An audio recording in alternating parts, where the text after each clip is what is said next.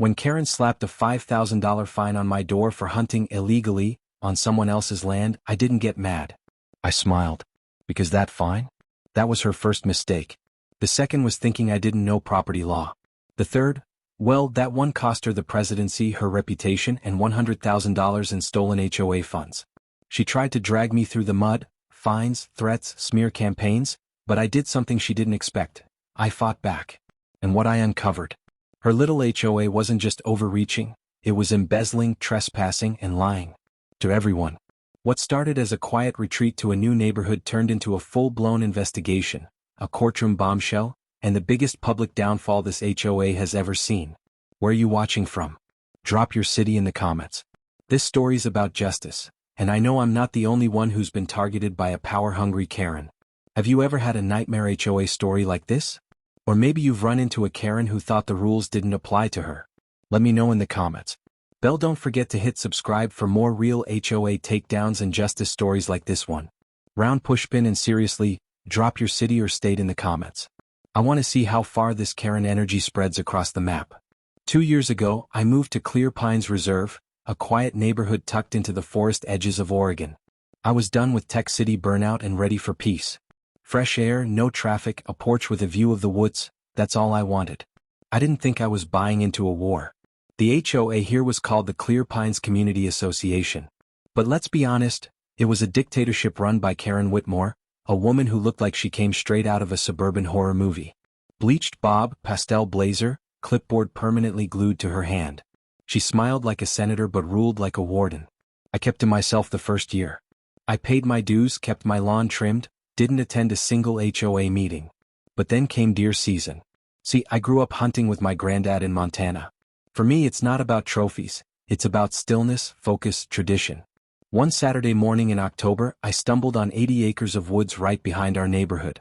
No fences, no signs, just trees, a creek, and silence. I checked the county land records. The property wasn't HOA. It belonged to an older man named Ed Simmons who now lived in Arizona. I found his number, gave him a call, and explained my plan. "Son," he said, "if you respect the land, it's yours to walk. Just send me a picture if you get something big." I thanked him and hung up, thinking nothing of it. That weekend I went out at sunrise, got into position, and, boom, took down a clean 8-point buck. I was hauling it back when I heard twigs snapping. I turned and saw her. Karen. Clipboard in hand. Rage in her eyes. "You're on protected HOA land?" she barked, pulling out her phone. "You'll be fined and reported." I tried to explain. She wasn't listening. On Monday I got an envelope on my porch. $5,000 fine for unauthorized hunting on Clear Pines Greenbelt. Signed by Karen and her 2 cronies, Roger and Melinda. I laughed. I walked into the county office the next day and made an offer on Ed Simmons' land. It took a few days, a lawyer, and a chunk of my savings, but by Thursday I owned it. All of it. The same land where they built trails. Installed benches. Held HOA yoga. All without permission. Karen had no idea. The next Saturday she came back with another envelope and a smug smile. "This is your final warning," she said. "Pay up or we'll escalate." "Oh, I'm escalating," I replied, handing her a folder with the deed to the land. Her face lost all color. Roger stopped breathing. Melinda whispered, "Oh no. You can't do this," Karen snapped, flipping pages. "I already did," I smiled. "And as of this week, your benches, trails, and signs are all sitting on my land. That makes them trespassing structures. And I'm giving you 7 days to remove them." She stormed off. That night I put up signs. Private property, trespassing prohibited. The next morning 3 of them were torn down. But I had cameras up. And the footage? Oh, it was gold. Karen and Roger sneaking around at 6 a.m., yanking out my signs like raccoons in Patagonia fleece. I forwarded the footage to my lawyer. And I wasn't done. I started digging. Pulled every HOA permit and document I could. And what I found? They'd been fundraising for a Karen Whitmore nature trail. Taking in tens of thousands in donations. For a project on land they didn't even own. I called the local reporter. I sent documents. I filed a cease and desist. And I started building my case. They wanted a fight? They got one. Karen didn't knock for a few days after that. She sulked. She stormed. She plotted. But she didn't knock. Instead, the HOA's response came like a swarm of gnats. I got hit with 3 new violations in a week. 1. Trash can left out too long. Yes, by 22 minutes, camera footage confirmed. 2. Visually disruptive vehicle parked on driveway. It was my work truck. On my own concrete. 3. Community Discord citation. Which isn't even a real thing. But Karen didn't care about real. She cared about control. And what she didn't know, what made me laugh, was that her time was already running out. Because while she was busy writing fake fines, I was busy talking to a lawyer named Tessa Morgan, a local pit bull in heels. Tessa didn't blink when I showed her the HOA letters. Her only question: do you want to stop them or bury them? I chose option 2. We started collecting. Every notice. Every email. Every pamphlet. Everything Karen ever printed with her fake logo, and every dollar she collected for her little nature trail legacy project. And guess what? There was no paper trail. No permits. No authorization. No budget records.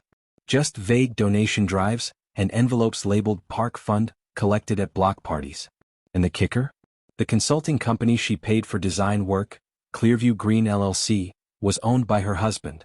On paper. Registered 2 years ago. At their house. I'll let that sink in. Karen was funneling HOA money into her husband's pocket. And calling it park planning. That's when I knew I had her.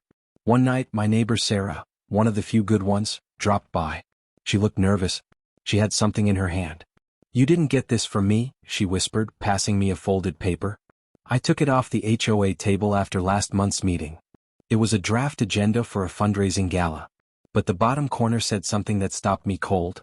Preliminary announcement: Evelyn Whitmore Nature Preserve, construction phase 1. I stared at that line. My land. My woods. Her name.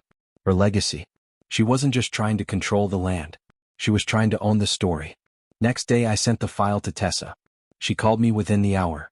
"They've already submitted the first grant application. $45,000. On land you own." I was stunned. Then I was furious. Then I smiled. Time to go public. That Friday I met with Nina Burke, a reporter from the West Side Sentinel. She looked skeptical when we met at the cafe. But when I showed her the photos, the documents, the signed footage, and the donation records, her eyes lit up. "This is going to explode," she whispered. "Good," I said. "Because they've been doing this for years." I gave her everything. Even the footage of Karen threatening me during the HOA meeting with, "You'll regret ever challenging us." It ran as a Sunday front page story titled, "HOA Queen Faces Scandal Over Unauthorized Land Use." Karen lost it. The HOA Facebook group locked down. Comments were deleted. Accounts suspended. But it was too late. Neighbors were talking. They started texting me. People I'd never spoken to. "Is it true she lied about the park? Did she really fine you $5,000? My mom donated $1,000. Where's the money?" The cracks were spreading. And Karen? She doubled down. Monday morning I woke up to a crowd in my yard. 6 people. Signs. Flyers. "Save our trails. Don't let him take our land." They were passing out little HOA branded papers claiming I was trying to bulldoze the forest to build condos. It was completely made up. But I didn't argue.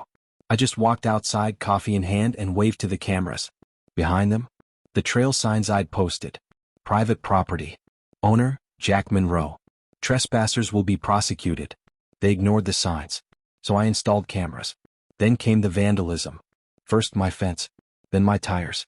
Then my mailbox, smashed clean off its post. Tessa was documenting everything. I filed 3 police reports in a week. Still, Karen played victim.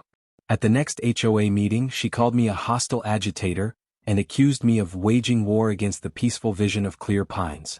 Her voice shook. But this time people weren't clapping. A few shifted uncomfortably. One man even raised his hand and asked, "Did you ever get permission from the guy who used to own that land?" She didn't answer. That night I had dinner with Frank Simmons, the previous landowner. He laughed when I told him what was happening. "Should have raised the price," he joked. "They're acting like they lost a throne. I think Karen really believes it was hers." He nodded. "Some people need kingdoms. Even fake ones." I thanked him again for the deal. Then I drove home tired but strangely peaceful. Until I checked my email. Cease and desist letter. From the HOA. Accusing me of slandering the board and endangering community safety. They threatened a $100,000 lawsuit. I laughed out loud. Tessa read it the next morning and said, "Perfect. They just handed us a weapon. See, if they sued, they'd have to open up their books. Under oath. And we already knew those books were cooked. By the end of the week, things were unraveling fast. Nina's follow-up article dropped. This time with financial records. $68,000 in consulting fees had gone to Karen's husband's company.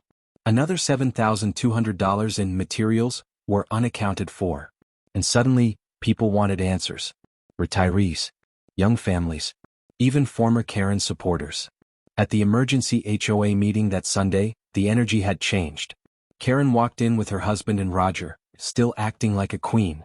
But her crown was slipping. She tried to control the room, but residents started asking real questions. Where's the money? Why was your husband paid? Who approved all this? Karen shouted back, it's all legal. Everything was for the community.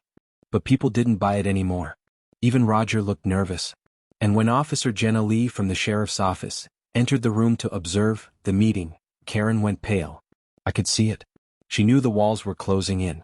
And I hadn't even pulled my final card yet. By Monday morning, Karen's empire was on fire. Neighbors were whispering. Facebook threads were locked. People who once waved at her from their porches now stared through curtains. But she wasn't done yet. No. Evelyn Whitmore was about to go nuclear. It started with flyers. Hundreds of them. Slid under doors, taped to mailboxes, pinned to the park board. They read, Community Rally, Reclaim Our Trails. Saturday 10 a.m. Bring signs. Bring your voice. Defend what's ours. She called it a peaceful walk. But I knew what it really was. A trespass parade. She wanted to frame me as the bad guy. The loner who stole the forest. The one who blocked the children's nature trail. The irony? The only thing I ever blocked was fraud. But I didn't argue. I prepared. That week, I filed official paperwork with the state of Oregon. I converted 65 acres of my land into a wildlife conservation zone, legally protected.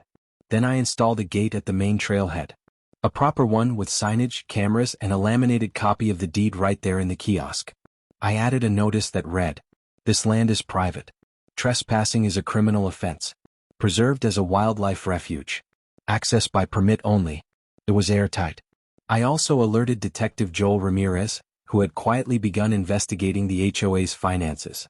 He thanked me, then asked, Do you know about the storage unit? I didn't.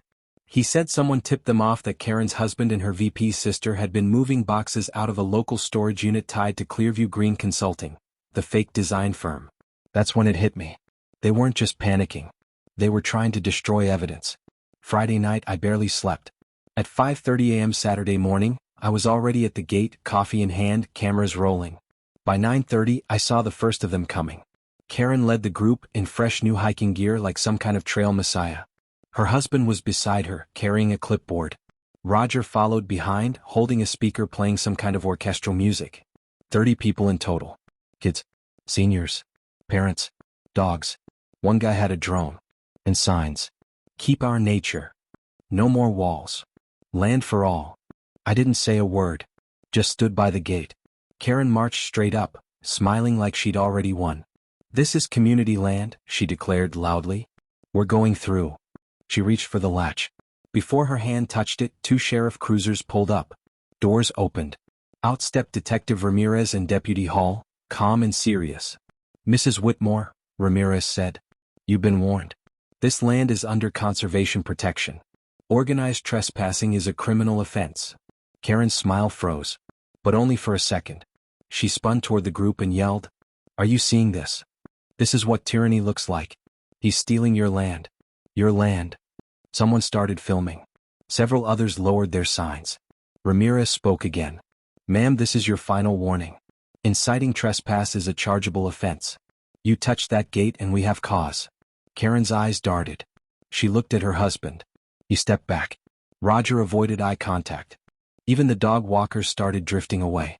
Karen stood alone at the gate, trembling, breathing heavy. This isn't over, she screamed. But it was. Because the very next day, the sheriff's office executed a search warrant on the storage unit. And what they found? Invoices, bank records, unreported cash donations, and a handwritten note from Evelyn titled, Nature Trail Legacy, Launch Timeline.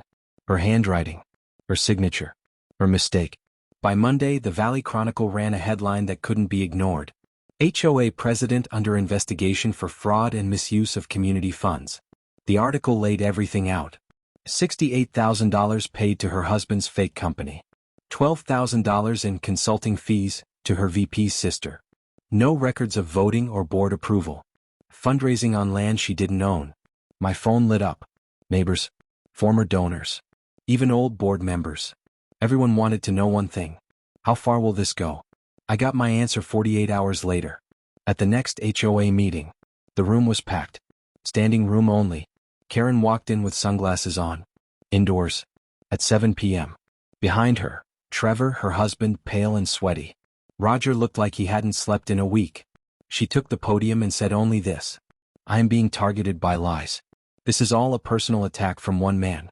You should be asking why Jack Monroe wants to divide this community. It didn't work. The room didn't clap. Instead, Nancy, the board secretary, stood up. We've seen the documents, Evelyn. You never asked for board votes. You approved the checks yourself. And now you're blaming everyone else. Then Marcus, the treasurer, said the words that dropped the floor out. I've turned over the bank records to the sheriff's office. Gasp. Evelyn froze. She opened her mouth, then closed it. But it got worse. Detective Ramirez entered the room. Again. Behind him, District Attorney Harper. Harper stepped to the front. Effective immediately, we are issuing indictments for Evelyn Whitmore, Trevor Whitmore, and Patricia Langley on charges of wire fraud, misappropriation of funds, and filing false development permits on non-owned land. Evelyn snapped. You can't do this. I built this community. This is my park. Ramirez nodded calmly to Deputy Hall. She was cuffed on the spot. And as they walked her out, she turned her head to me and hissed. You think you've won. But I'll be back. I didn't flinch. I just looked her dead in the eye and said, not without a visitor badge. The night Karen was arrested, the neighborhood didn't sleep. People walked the sidewalks whispering. Some sat on porches scrolling news articles. Others left their porch lights off, pretending they weren't watching. But they were. Everyone was. Because the HOA queen had finally fallen. And now everyone was asking, how deep did the rot go? The sheriff's office wasn't playing around anymore. Within 48 hours, both Trevor Whitmore and Patricia Langley were arrested. One for creating a fake consulting firm. The other for funneling HOA money through it. The charges? Wire fraud, money laundering, conspiracy, and misuse of nonprofit funds. The HOA board held a special emergency vote. Only 3 people showed up. So they did the only thing left to do. Disband the board. For the first time in 10 years, Clear Pines had no HOA leadership. And just like that, Karen's empire collapsed like wet cardboard. I wish I could say I celebrated. But honestly, I was exhausted. Tired of the letters, the lies, the fear tactics, the slow burn war. What I really wanted was peace. And weirdly, that's when it started. People I barely knew started showing up at my door. Not with complaints. With apologies. I'm sorry I believed her. We didn't know the land was private. My wife and I donated $2,000. We feel sick. Even Roger, her loyal minion, came to see me. He looked 10 years older. No clipboard. No smug smile. She tricked me too, he said. I thought she was building something real. She was, I replied. A prison. The next week, Sarah Johnson, my neighbor and the only one who never turned, was elected interim HOA president. First thing she did? Called for a full audit. Second, a vote on dissolving the HOA entirely. The result? 68-4. In favor of disbanding it permanently. Karen's grip was erased by the same rules she used to control us. That's poetry. But the best part? The money came back. Over $75,000 in fraudulent funds were recovered. The judge ordered the 3 guilty parties to pay restitution with interest. And guess who helped decide where it went? Me. We used it to set up a scholarship fund for local students studying environmental science and public ethics. Named it after the man who once owned the land. The Frank Simmons Memorial Trust. One of the first recipients was a girl who used to walk the trails with her dad. She sent me a thank you letter with a drawing of a tree. Thank you for saving the forest. I want to help protect it too. Yeah, that one broke me a little. A month later, Karen and Trevor moved out. Listed their home quietly. No goodbye post. No, thanks for the memories. Just a moving truck and a for sale sign. They relocated to a nearby city. A small condo. No HOA. Fitting, right? As for me? I kept my promise. I took a portion of the land and built a real public trail. Proper signage, liability insurance, clean access, community-led. I called it the Holloway Path. Open to all, closed to fraud. And people use it. Families, kids, veterans, hikers. And no one ever asks who owns it anymore. They just say thank you. At the final community meeting, Sarah stood up and said, "We learned something this year. Not just about power, but about silence. When we let one voice drown out the rest, we lose more than freedom. We lose each other." That got a standing ovation. Even I clapped. And I don't clap often. Now I walk those woods in the morning. Still bring my coffee. Still pause by the creek. But now I don't look over my shoulder. I don't check for flyers. And I don't listen for Karens. Because they're gone. And in their place? Something better. A community